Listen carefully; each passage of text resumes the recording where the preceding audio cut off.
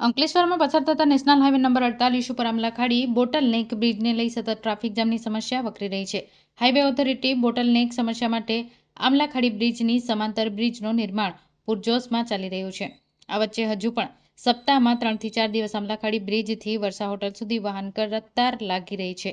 આ અંતર વચ્ચે બે ચોકડીના ઓવરબ્રિજ હોવા છતાં ટ્રાફિક સમસ્યાનું નિર્માણ થાય છે.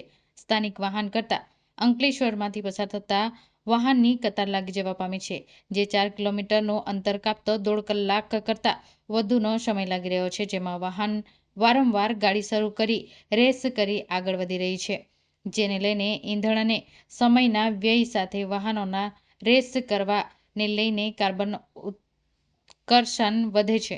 આ અંકલેશ્વરમાં હવા પ્રદૂષણની સમસ્યા ચાલી રહી છે, ત્યારે એક્યુઆઈ યલો એલર્ટ ઉપર છે.